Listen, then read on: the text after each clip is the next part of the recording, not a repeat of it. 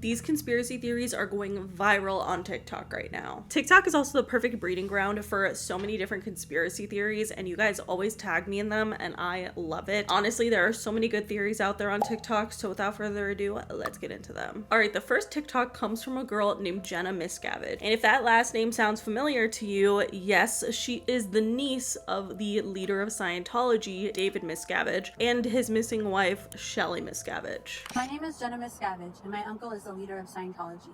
I escaped when I was 22. My aunt, Shelley Miscavige, hasn't been seen by anyone outside of Scientology since 2005.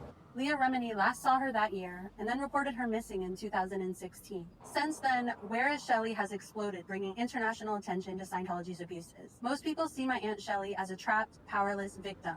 I see her differently, as the Ghislaine Maxwell to my Uncle Dave's Jeffrey Epstein. She was his right-hand man, so to speak, and she was there for it all. Protecting predators, covering up child abuse and deaths, separating children from parents, and helping to build the family-destroying human trafficking cult that it is today.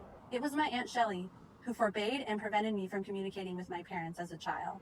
It was she who kept me separated from them. And when I wanted to leave, it was Shelley who ordered someone to be posted outside of my door day and night to make sure that I couldn't escape. And she ordered hours of interrogations where I was physically restrained from leaving the room, all while she was living in luxury, flying in private planes, with private chefs, with designer clothing, vacationing in the Caribbean, while being waited on hand and foot by teenagers and hobnobbing with Tom Cruise and John Travolta. She's been reported missing, but hundreds of Scientology workers live at secret bases, isolated from the world. My Aunt Shelley works at a base near Lake Arrowhead. She's reportedly been seen visiting the chiropractor, going out to the movies, going out to eat Italian food. These are all privileges far beyond what I or other Scientology workers ever had. I really appreciate everyone who asks, where is Shelley? She might be isolated from the world, but so are so many others who weren't right there building a criminal organization and abusing children alongside my Uncle Dave. They won't have a celebrity asking after them because nobody even knows who they are. I believe stopping new people from joining is the best way to throttle Scientology's efforts. People like Aaron Smith-Levin, Streets LA, and Jessica Palmadessa are getting the word out about Scientology every day. Please follow and support them so we can keep shining a light on this and prevent more people from getting sucked into this dangerous cult. So I don't like that at all. I feel like we've talked about many times about the disappearance of Shelley Miscavige on this channel before. Essentially, she is the leader of Scientology, David Miscavige's wife, and she has not been seen in public since 2005. And Leah Remini made a big to-do about this because she wasn't at Tom Cruise and Katie Holmes' wedding, which was like the Scientology event of the century, and she wasn't there. And that was when Leah Remini started to ask questions, and that is when the Scientologists pushed back and said, don't ask any questions, essentially. According to Leah Remini. Honestly, the Church of Scientology kind of scares me a little bit. They don't like being talked about, so this is all alleged. But I think there really is obviously something dark going on here. When Leah Remini ended up filing a missing persons report for Shelley Miscavige, this was pretty much just written off by the LAPD, and they essentially say that she is not actually missing. And for a while, I was genuinely concerned about this woman's whereabouts, but after hearing her niece compare her to Ghislaine Maxwell and her uncle to Jeffrey Epstein, that's some dark stuff. So it doesn't seem like Shelley is really such a victim. I don't know. Obviously, we don't know the full scope of things, but what I will say is that she's clearly missing. I think she probably isn't allowed to be seen in public, and I'm not really sure exactly how I feel about all of that. I just think Scientology is very interesting, and there's definitely obviously something dark to it, and I think all of the celebrities involved here is what makes it so uncomfortable for me. Like, they love that celebrity promotion. They loved Tom Cruise. They loved Leah Remini before she spoke out against them. Like, they love that stuff. So it's weird to me because those celebrities endorse their church and give them millions of dollars a year. I feel like Scientology is such an underrated, crazy conspiracy cult that people need to talk more about, but it's honestly kind of scary too because they freak me out. Like, genuinely, there's this like one girl who anytime she just like walks up to the Church of Scientology in Hollywood, they immediately shut the door. Like, I don't think there's anyone who doesn't think it's a cult, right? I don't know. Especially if you grew up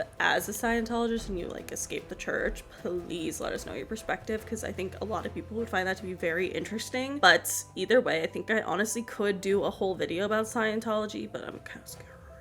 but I kind of want to. Honestly, where the hell is Shelley? Where is she? But according to this, seeing like she is like really David Miscavige's right-hand man here, it feels like she's probably fine and she's just in private and working for the church still to this day. Like maybe she's not actually being held captive. She more so became a private figure for whatever reason. Honestly, I don't even know what the reason would be, but something here is wrong for sure. And a lot of people do think that Shelley is at the Church of Scientology Twin Peaks base near Lake Arrowhead. A lot of people don't even believe that she's alive, but what I will say is hearing them be compared to Jeffrey Epstein and Ghislaine Maxwell is obviously very disturbing. There have been a lot of conspiracy theories and ex-members, including Jenna Miscavige, coming out against this and talking about how people were pressured into getting abortions. They weren't allowed to talk to their families. They had interrogations and surveillance all on them 24/7. And I just think that's so crazy. And it doesn't feel like a church. It feels like a cult. Sorry.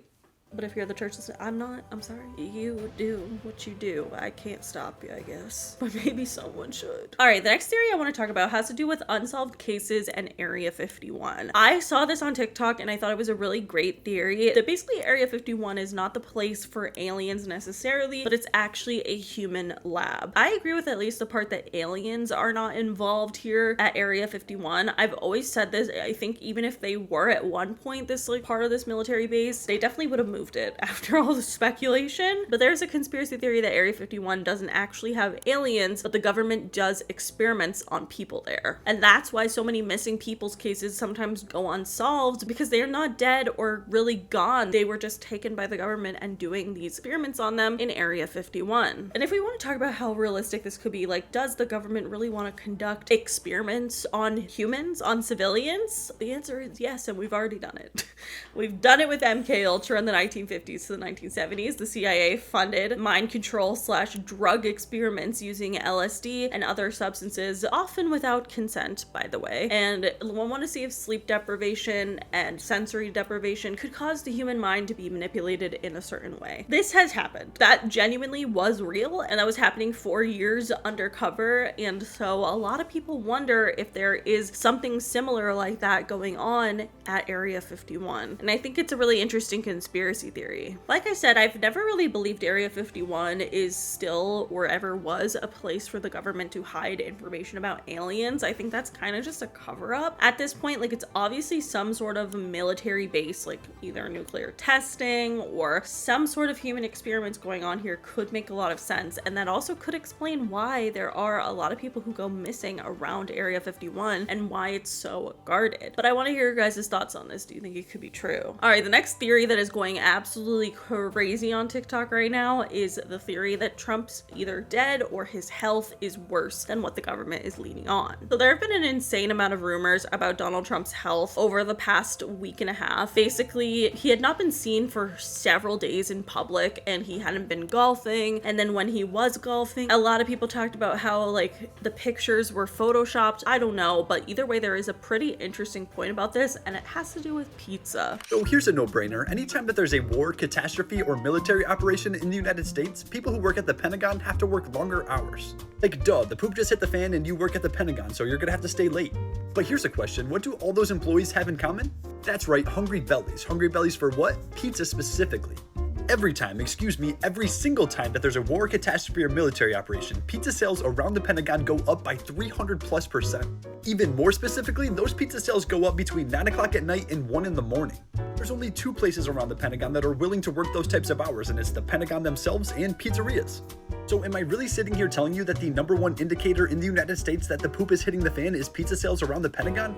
Yes, 1000% yes. Let me introduce you to the Pentagon Pizza Index. The Pentagon Pizza Index is a website that tracks the 6 most common pizza restaurants around the Pentagon, letting you know if there's a pizza sales surge around the Pentagon itself.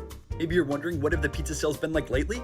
Well, they're up 800% for the 4th day in a row, and the president has been seen since last Tuesday.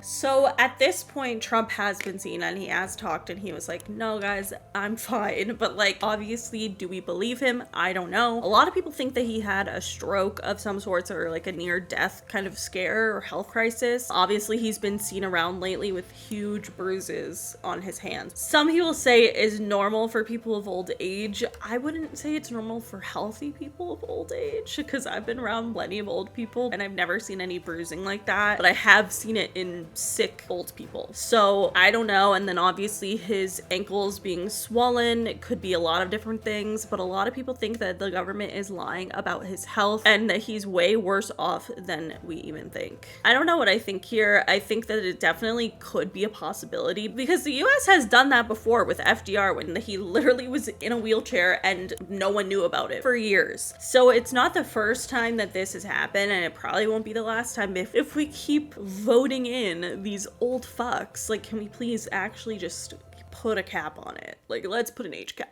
Not gonna lie. Then they're gonna keep lying about the status of their health. That's just like what's going to happen. And I do believe that this is definitely true. I mean, he's 79 years old. He's not looking great. There's pictures of him not with a spray tan, which honestly, I personally think is indicative of him not doing well because what? He's orange every other day. Where's his tan? Where's his tan? He looks weird. I mean, he always looks weird. He genuinely looks like that episode of SpongeBob where Mr. Krabs is outside of his shell 24/7. But either way, I do think there is truth to this theory and I want to hear your guys' thoughts. I don't think he's dead right now as I'm filming this on September 3rd, but I also do think that there was something that did happen this past weekend that for sure was a health scare of sorts in regards to him because he like never not golfs. He's always golfing and he didn't golf for 14 days, which is like the most amount of time that he hasn't golfed during his entire presidencies, plural. And obviously that's suspicious and it's weird that he hasn't been seen. A lot of his tweets don't sound like him and a lot of people think that ChatGPT wrote them, and I don't know. I just think it's an interesting conspiracy theory overall. Again, like I said, I don't think he's already dead, but I do think that they probably are lying about his health status, but let me know your thoughts. All right, the next TikTok I want to talk about is something I genuinely do believe, and it's the idea that recycling is fake. My hot take is that I don't think recycling is real. I do it because in case it is real, I want to make sure that I'm doing my part. But you cannot convince me that they are really separating all of that stuff and that they are making new stuff out of my stuff. I just don't believe it. Especially for like city-run trash disposal. The government can't give me basic rights or human services. You mean to tell me that they're making like brand new material out of my water bottles? I don't know.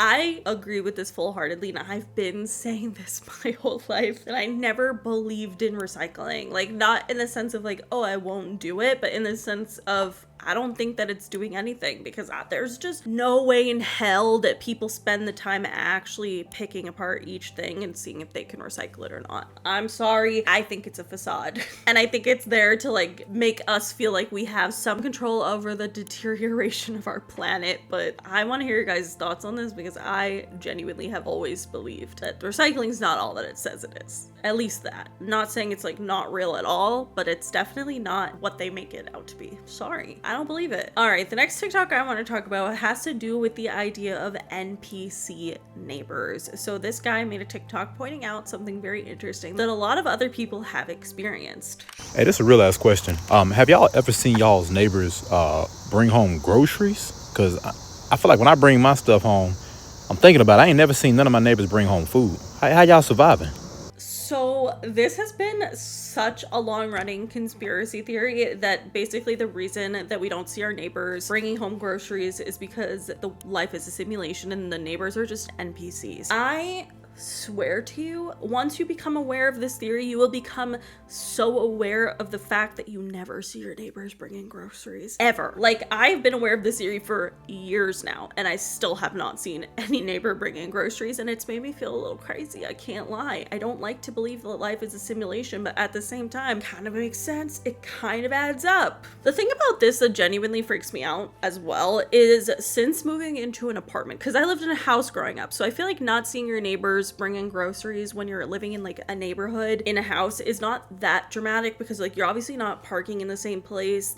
It's kind of more spread out. There's not as many people, whatever. However, since living in an apartment, I still don't see that happen. I still do not see any neighbors bringing in their groceries. And I'm like, how is this possible? Because they see me bringing in my groceries all of the time. And I've never seen that, not once. I just think that there is obviously something weird here and I don't know exactly what it is, but I don't like it. I don't like it. Sorry. This next TikTok allegedly proves that the Bible was real, like proof of of the Bible being accurate. Archaeological evidence confirms the Bible once again. We had Noah's Ark in Turkey, CIA documents found the Ark of the Covenant, AI verified the Shroud of Turin, and now this. In a remote corner of the Dead Sea, something buried for thousands of years is rearing its head, and it's low-key shocking the world. Once dismissed by skeptics as a myth, now standing tall as a pillar of salt are the remnants of the haunting biblical tale of Lot's wife. And the proof that this is the actual pillar from the book of Genesis is slowly becoming undeniable. Now, to the casual, uninformed observer, this column of salt might seem kinda unimpressive, a peculiar geological formation at best. To really understand the significance of what was discovered here, you kinda need to know the story behind it. It starts with a man named Abraham, who's kinda like the OG granddaddy of all major world religions, his descendants forming the family tree of prophets and significant people in the Bible. Well, one day, God tells Abraham that these cities of Sodom and Gomorrah were becoming super evil and corrupt, indulging in idolatry, gluttony, promiscuous immoral behavior, murder, theft, power abuses, pride, and mocking behavior. Basically, modern-day Los Angeles. And yes, if you add a Y to the end of Sodom, that's where that word comes from. So God lets Abraham know that he's going to destroy these cities, raining fire and brimstone on them and burning them to the ground. Abraham thinks it's a great idea, and he's totally on board, except for the fact that his nephew Lot lives there, and turns out he's actually a pretty good guy. Now, God's already 2 steps ahead and lets him know that Lot and his family are actually like the only good people that live there, so he'll keep them safe. He sends down 2 angels that tell Lot to get his family out of the city before God burns it down. And so Lot, his wife, and his daughters flee the city, and God starts raining down literal fire on Sodom and Gomorrah, destroying them and everyone living there. While Lot and his family are leaving, the angels let them know that God also told them to not look back at the burning city. That's their only rule. But Lot's wife is all like, I could take a peek, can't I? Turns around to look at the city and is instantly turned into a pillar of salt, while Lot and his daughters take refuge in a cave. That's the story. Leaving Lot's wife frozen in time, with many assuming this to be merely a symbolic story cautioning against longing for a sinful past. But now it seems like we might have real-world evidence that proves it actually happened. The tale of Sodom and Gomorrah is one of a sudden catastrophe so intense it decimated entire populations overnight, and the biblically accurate locations of these cities are said to have been somewhere close to the Dead Sea. For centuries, religious pilgrims from around the world sought to find the remains of the city, claiming it to be hidden deep beneath the layers of salt found at what is known today as Mount Sodom by the Dead Sea, named after the original city. But more recently, forensic scientists and archaeologists began excavating more around the area, and after digging and testing many mineral layers, they uncovered evidence of extreme heat in the soil layers deep beneath, as well as naturally occurring sulfur balls and burned sediment layers that could not be explained with natural erosion alone, but rather something that would only happen with a sudden onset of intense heat, and there aren't any volcanoes or anything that could cause that in this region, which points to a sudden source of destructive heat that may have fallen from the sky. There are also many unexpected, strange voids and air pockets beneath the surface of Mount Sodom, where it appears that the ground had rapidly collapsed, leading many to believe this actually is the original location of the ancient city of Sodom. And this wouldn't even be the first time that something like this happened. Many ancient cities from the Bible, initially dismissed as mythical sites, have all been found one by one. Cities like Jericho, Hazor, and Nineveh, all mentioned in the Bible, have been discovered hundreds or even thousands of years after they were originally written about. Now, to think all those cities were found and turned out to be real, yet Sodom and Gomorrah were for some reason made up, seems unreasonable. Because right at the edge of Mount Sodom, overlooking towards where the original cities of Sodom and Gomorrah would have been destroyed, a group of researchers found this, an unusual pillar composed of 80% salt, which is exactly what they are claiming to be Lot's wife. And all the evidence they gathered so far sorta proves just that. Found at the southeastern end of the Dead Sea, exactly where Lot and his family would have been fleeing in the region of Zoar. At first glance, it's easy to dismiss as just a mildly interesting geological formation, but further scans revealed internal cavities in the pillar with traces of carbonized organic material, something that had once been alive. Also embedded in the salt near the torso were threads of mineralized fabric sealed beneath crystallized layers.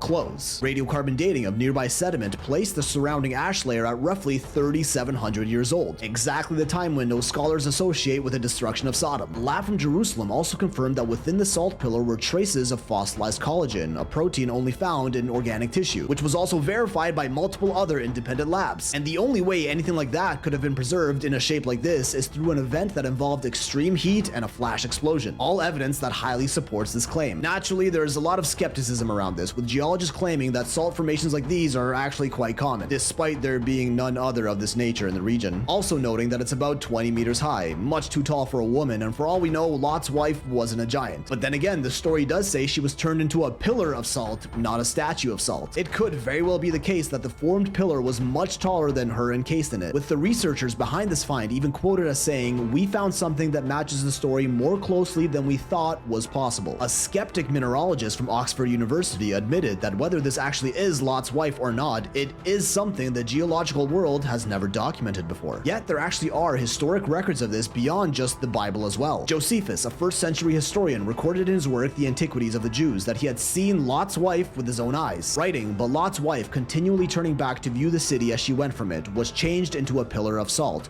for I have seen it, and it remains at this day." An old manuscript from a museum in Italy also writes about a lone figure in the shape of a woman overlooking a destroyed city, with its location being almost exactly where this pillar was found. Historic accounts made thousands of years after the original event, which sort of supports that it might have actually happened. Now, government agencies, the Israeli Antiquities Authority, scientific institutions, and religious organizations alike are all calling for further investigation of the salt pillar, or at the very least, building a preservation dome around it to protect it from the elements, and ideally get more definitive proof of what this really is. But knowing them, they're probably just going to close the area off from the public and deny further investigation, insisting it's to preserve it from damage. They just can't let us have nice things, now can they? So obviously that's really interesting. I think anything historically found like that is a super interesting concept. I don't know that I believe that it necessarily proves that this story of the Bible was truth, because obviously a lot of the stories in the Bible are meant to be like figurative, so obviously literal. I will say it's weird, and it's weird that there were stories outside of the Bible that also matched this kind of thing. And I mean, I feel like that's kind of cohesive in most religions. I feel like a lot of the stories are somewhat similar, but like obviously a little bit different. And so the fact that this story existed other places, sketchy. Don't like it. Although I guess I do like it, because like I guess that's cool. Question mark? I don't know. It's kind of freaky. Like when I think of things that are really old, I get really panicked by it. And also when I think of things being proven definitively, I just like don't like to go there, because I'm just like, I don't know. What do we know? What do we know? I think life's a simulation, so I don't think any of this is true. But also at the same time, there is some evidence. But also, what is anything?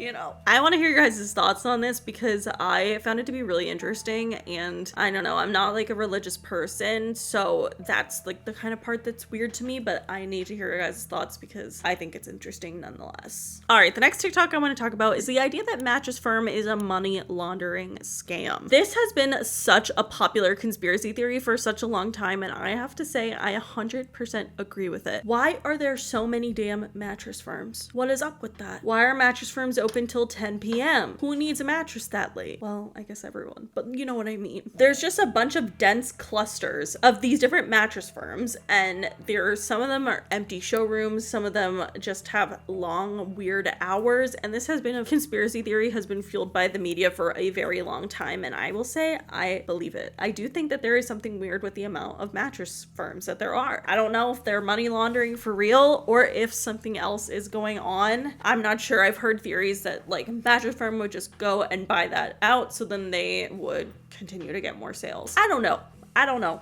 I want to hear your guys' thoughts on this, because honestly, personally, I have never been in a mattress firm. It's never been something I've used. And I just think it's strange that these places are closing at like 9 o'clock at night. Who's going there that late? Like, why can I go to a mattress firm right now? That doesn't make sense. That should be illegal. But I want to hear your guys' thoughts. All right, the next TikTok I want to talk about is the KJ Apa theory. So there's this TikTok page going viral called Mr. Fantasy, and a lot of people think that it's actually KJ Apa in a wig. And I would say this is like 100% sure. Like, I'm positive that this man is KJ Apa, so much so. First of all, they have matching tattoos. Like, some of the tattoos are the same. It looks exactly like KJ Apa except for the teeth, which obviously could be prosthetics. But nonetheless, a lot of people are posting about this and wondering if it is KJ Apa, and I believe it. 100,000%. Don't know why he's doing it. Don't know what he's trying to promote, but I do believe that it's him. I want to hear your guys' thoughts though, because I've heard a lot of like huge KJ Apa stans say that they don't believe this and that they don't think think that it's him and, you know, whatever. But I'm just like, how are you guys like not seeing? He has the same face. And this is making me feel like Hannah Montana is not as unrealistic as I think it was, because all she did was put on a wig, and I feel like she's still Miley. Like, how did people not know that was Hannah Montana? But at this point, all he's doing is putting on a damn wig and putting in some fake teeth, and you guys still don't know it's KJ Apa? Like, it has to be. I would actually go a little bit crazy if it wasn't, not gonna lie, because that's insane. The same face. Like, there's no way. But let me know what you guys think.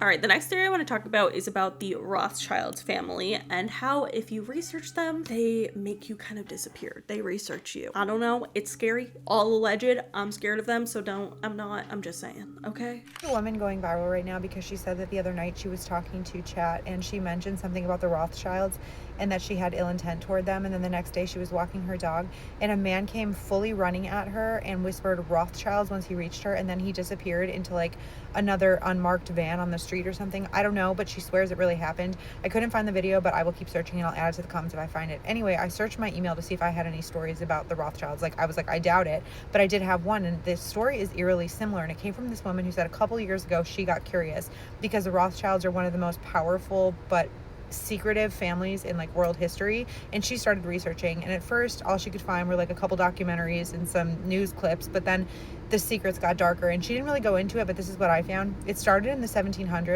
in Germany in this cramped house marked with a red shield and Rothschild in German. In the house lived this man named Mayer Amschel Rothschild, and he was the guy that started it all. He was a banker, but he was also a strategist.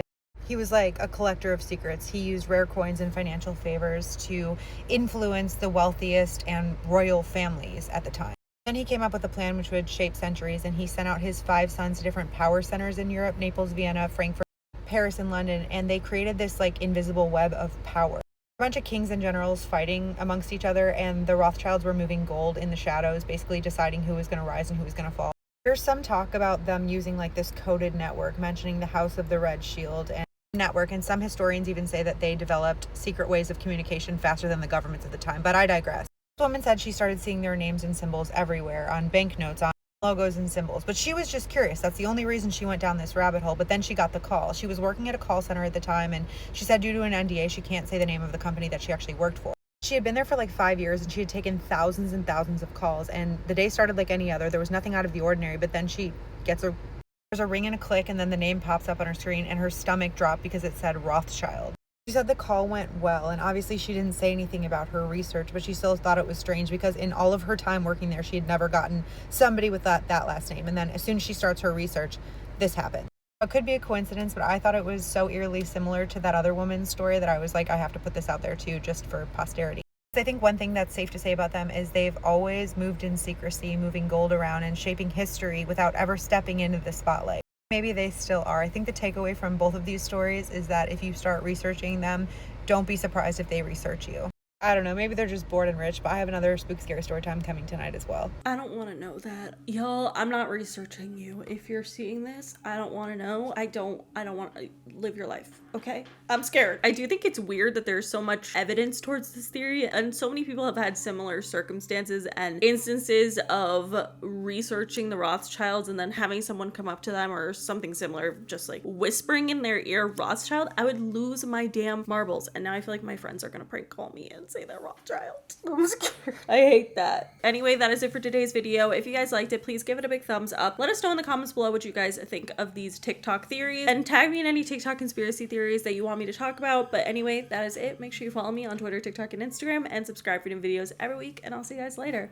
Bye.